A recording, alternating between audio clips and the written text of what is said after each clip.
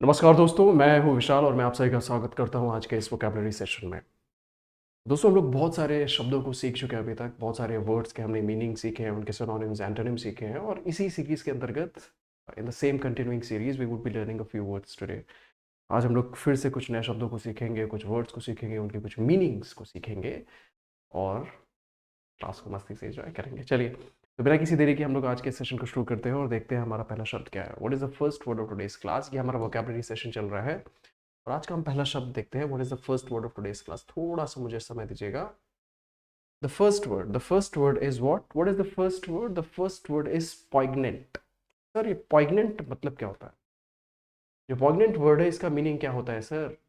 ये जो poignant word है दोस्त, उसका मीनिंग होता है कोई भी चीज़ जो बहुत ही ज़्यादा इमोशनल हो। जैसे तुम कभी मूवीज़ वगैरह देखते होगे और मूवीज़ वगैरह में जब जो हीरो और हीरोइन होते हैं और हीरोइन को जो विलेन होता है किडनैप करके ले जाता है और हीरोइन रो रही होती है और तुम्हारे आंखों से भी आंसू आने शुरू हो जाते हैं, तो वो जो सीन होता है दैट इज़ वेरी पॉइग्नेंट। कैसा होता है भाई मेरे? पॉइग्नेंट होता है, बहुत ही इमोशनल होता है, बहुत ही हृदय स्पर्शी होता है। या फिर जब हीरो होता है विलन से लड़ते लड़ते उसको गोली लग जाती है और जो हीरो होता है वो हॉस्पिटल में एडमिट होता है, हॉस्पिटल में भर्ती होता है, अस्पताल में भर्ती होता है।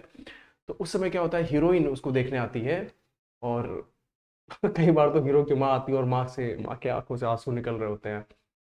तो खैर ये हंसने वाली बात नहीं, बट इस तरीके की सीन्स होती है मूवीज में। तो ऐसी जब सीन कोई होती है वहां पर आप भी बहुत ज्यादा इमोशनल हो जाते हो। ऐसे सीन को क्या बोल सकते हैं? ऐसे सीन को बोल सकते हैं पॉइग्नेंट। चलिए, मार्मिक या हृदय स्पर्शी सिनोनिम्स क्या हो जाएंगे मेरा दोस्त? Touching, moving, emotional and heartfelt. Right.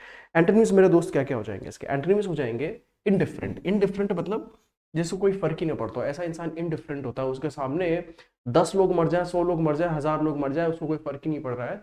ऐसे इंसान को बोला जाता है इनडिफरेंट। ठीक है। Such a person is known as indifferent, unemotional, dull and insensitive. यार कोई कुछ कुछ इंसान होता है ना, इनसेंसिटिव किस्म के इंसान होते हैं। मतलब कुछ भी हो रहा है यार, वो कुछ भी बोल देंगे, किसी को कुछ भी बोल देंगे और सामने वाला जो बच्चा है, लड़का है, लड़की है, रोने गाने लगेगा और उसको फर्क ही नहीं पड़ रहा है। इस तरीके के लोगों को बोला जाता है insensitive. The film had a poignant ending. जो फिल्म थी, जो मूवी थी, उसकी कैसी एंडिंग थी? एक पॉइग्नेंट एंडिंग थी, इमोशनल एंडिंग थी। ठीक है, कैसी एंडिंग थी मेरे दोस्त? इमोशनल एंडिंग थी। His speech was poignant and moved everyone. उसका जो स्पीच था वो कैसा था? मर्ग स्पर्शी था, मतलब इमोशनल था। बोलते ना कि हम दुनिया में आग लगा देंगे और दोस्तों हमें मिलके ऐसे काम करना है, कुछ लोग होते हैं ना।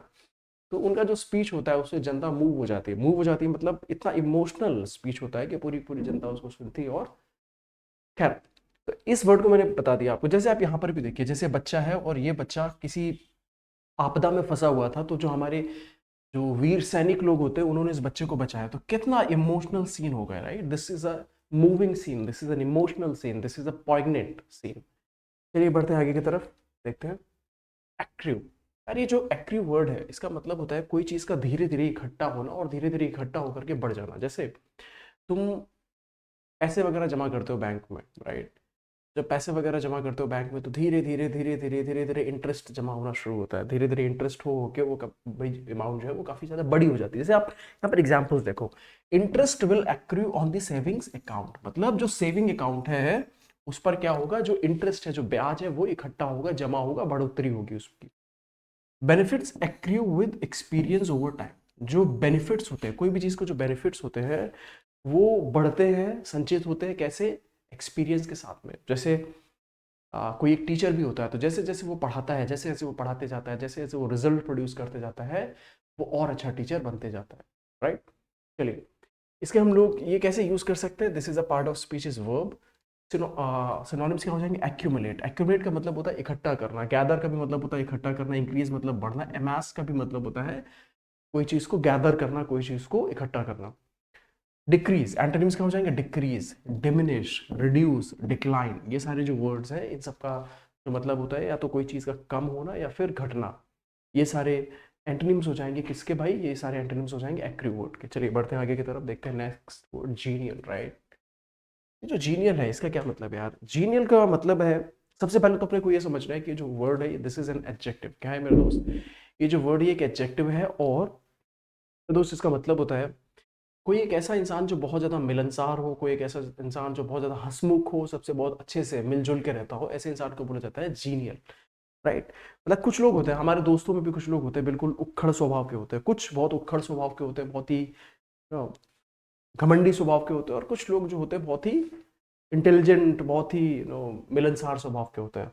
तो ऐसे लोगों को बोला जाता है genial, right. Part of speech क्या हो जाएगा मेरे दोस्त? Part of speech is adjective, English meaning is friendly, cheerful and pleasant in manner, pleasant in manner। Friendly का मतलब हो गया दोस्ताना, cheerful का मतलब हो गया जो बहुत ही ज्यादा खुश रहता हो, बहुत ही ज्यादा हंसमुख रहता हो, ऐसे इंसान को cheerful बोला जाता है। अच्छा, इसका सिनोनिम्स देखेंगे। एमिएबल पर्सन, एमिएबल का मतलब चेहरे पे स्माइल, एमिएबल। फ्रेंडली दोस्ताना, कॉर्डियल, राइट, मिलनसार। प्लेजेंट पर्सनैलिटी, जैसे जिसको बोलते हैं the person has a pleasant personality, हंसमुख पर्सनैलिटी है उसकी। एंटोनिम्स क्या हो जाएंगे? Unfriendly, rude, hostile and cold. चलिए आगे देखते हैं sentence examples. He has a genial personality that attracts everyone. उसकी जो पर्सनालिटी है वो बहुत ही ज्यादा हंसमुख है, बहुत ही ज्यादा मिलनसार है। दैट अट्रैक्ट्स एवरीवन, जो सभी को अपनी ओर आकर्षित कर लेती है। सीधी सी बात है यार, अगर कोई इंसान की पर्सनालिटी, किसी इंसान का व्यक्तित्व बहुत ज्यादा अच्छा है तो वो उसको अपनी ओर आकर्षित कर लेगा। The host was genial and welcoming, जो होस्ट था that was genial and welcoming. चलिए देखते हैं आगे के शब्द को। इनक्लेमेंट, यार इनक्लेमेंट का मतलब क्या होता है? इनक्लेमेंट का मतलब होता है कोई एक ऐसी चीज जो बहुत ही ज्यादा खराब हो आप लोगों के लिए। और स्पेशली ये जो इनक्लेमेंट वर्ड है ये यूज किया जाता है मौसम के लिए, वेदर के लिए। मान लीजिए किसी दिन घनघोर बारिश हुई, और इतनी घनघोर बारिश हुई कि भाई बर्फ के जो क्या होते हैं वो गिरने शुरू हो गए, बर्फ गिरनी शुरू हो गई, और इतनी घनघोर ठंड हो रही कि तो बिल्कुल ऐसे कड़कड़ाके की ठंड पड़ रही है, राइट। तो ऐसी कंडीशन में बोला जाता है कि आप बहुत परेशान हो गए हो, राइट।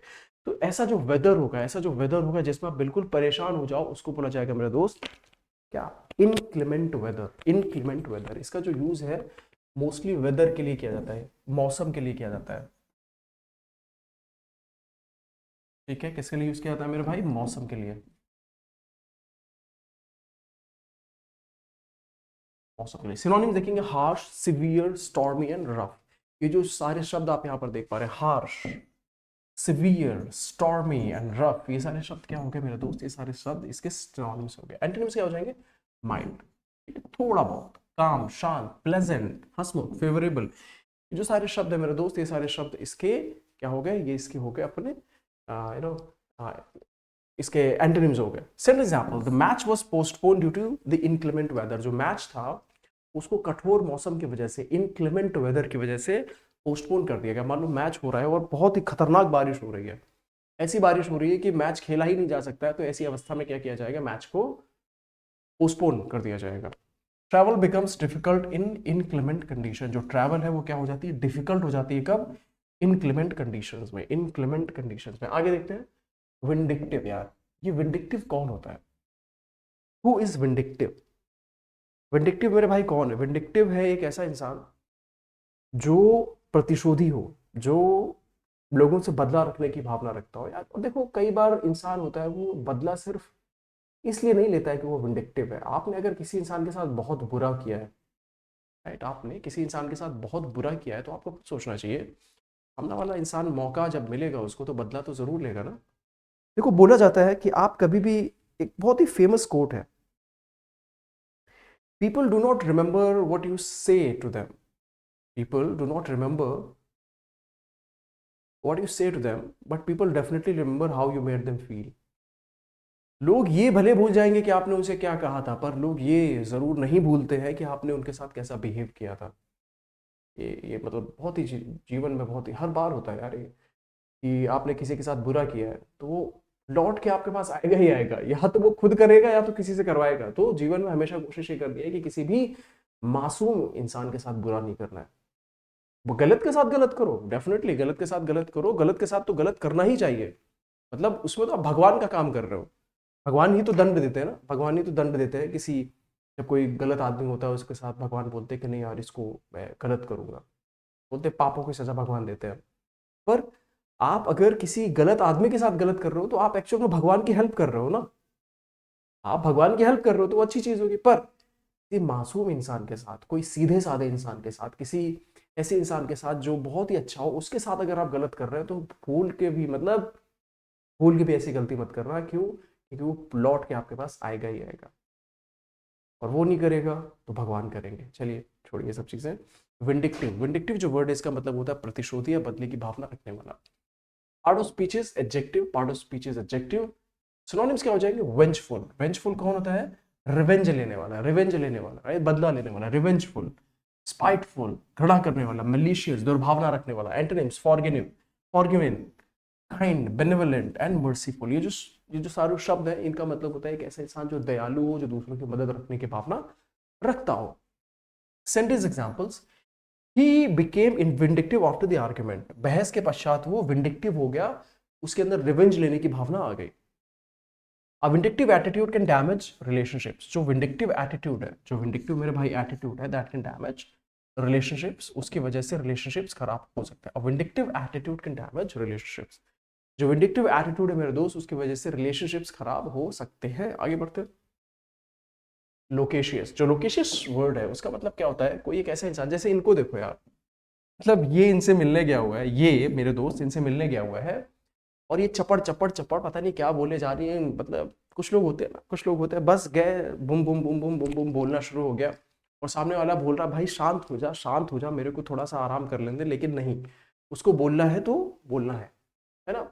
इंग्लिश मीनिंग क्या हो जाएंगे? Tending to talk a great deal, very talkative, मतलब चपड़ चपड़ चपड़ चपड़ चपड़ करने वाले इंसान को बोला जाता है लोकेशियस। जो बात बात पे बस बक बक बक बक करते रहे, ऐसे इंसान को बोला जाता है मेरे भाई लोकेशियस। सिनोनिम्स क्या हो जाएंगे? Talkative, garrulous, verbose and chatty, chatty chatty, चट चट चट चट चट चट चट चट चट, है ना। ऐसे इंसान को बोला था चैटी, जो बस बकवास करते रहे, बकवास करते रहे। और कुछ लोग होते हैं ना, स्पेशली यार मैं अगर बोलूंगी लड़कियां, लड़कियां बहुत बातूनी होती हैं। अब मैं, यार देखो, आई प्रेफर नॉट मेकिंग और नॉट गिविंग एनी स्टेटमेंट जो कंट्रोवर्शियल हो। मैं ऐसे स्टेटमेंट्स नहीं देना चाहता हूं जिससे कोई कंट्रोवर्सी हो, पर मैंने अपने व्यक्तिगत जीवन में ये देखा हुआ है, जितनी मेरी ऑब्जर्वेशन है, राइट, वो ये है कि लड़कियों को भाई बात करना बड़ा पसंद है। लड़कियों को बात करना बड़ा पसंद है, वो अकेले रह ही नहीं सकते, उनको कोई ना कोई चाहिए बकर बकर करने के लिए। या तो अपनी सहेलियों के साथ लगी रहेंगी, या फिर अपने घर में मम्मी के साथ लगी रहेगी, या फिर जब घर पे गए तो इंस्टाग्राम पे लगी है। मतलब कोई ना कोई चाहिए जिसका दिमाग खराब कर सके, राइट। तो दिस इज, खैर छोड़ो, बहुत ज्यादा हो जाएगा, फिर लड़कियां बोलेंगे विशाल सर मेरे बारे में ऐसा बोल रहे थे, छोड़ो। साइलेंट, शांत रहने वाला, एंटोनिम्स देखते हैं। रिजर्व्ड, अकेला रहने वाला, टैसिटर्न, चुपचाप रहने वाला, रेटिसेंट, रेटिसेंट मतलब चुपचाप। Single examples, he is very loquacious and talks to everyone, वो बहुत ज्यादा वाचाल है, वो बहुत ज्यादा लोकेशियस है, वो बहुत ज्यादा बातचीत करने वाला है। और भाई जो बातचीत करने वाला होगा वही तो सबसे बातचीत करेगा ना, talks to everyone. The loquacious host kept the guests entertain, जो वाचाल होस्ट था उसने जो गेस्ट्स वगैरह आए थे उनको एंटरटेन करके रखा। जैसे कि मान लो, जैसे कोई समारोह वगैरह होता है, या फिर जो फिल्म फेयर अवार्ड्स वगैरह होते हैं, तो वहां पर आपने देखा होगा होस्ट्स होते हैं, right, they are host, right.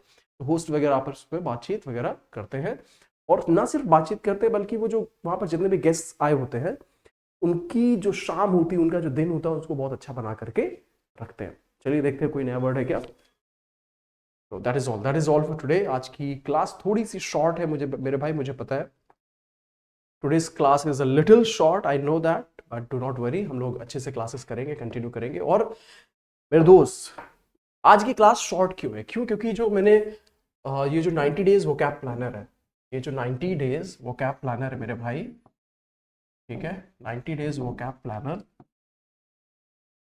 90 days vocab planner, right, इसका मैंने 18th डे जो है मेरे भाई वो मैंने कंप्लीट कर लिया है। मैंने क्या कंप्लीट कर लिया मेरे दोस्त? 90 डेज वोकैब प्लानर का 18th डे आज कंप्लीट हो गया। तो मैं क्या चाह रहा था, जब हमारा नया सेशन शुरू हो, जब मेरा नई क्लास शुरू हो, तो उसमें जो 19th डे है, उसमें मेरे दोस्त जो 19th डे है, जो मेरे दोस्त 19th डे है, उसमें हम लोग नई चीजें सीखे। उसमें क्या सीखे हम लोग मेरे भाई, मेरे दोस्त, हम लोग सीखेंगे कुछ नई चीजें। चलिए, तो that is all for today. Thank you so much for attending today's class. आज की क्लास को देखने के लिए बहुत बहुत धन्यवाद। और आपको अगर आज की क्लास पसंद आई हो तो मेक श्योर करें कि आप इस वीडियो को लाइक करें, माई पाठशाला चैनल को सब्सक्राइब करें। Thank you so much. Let us meet in the next class.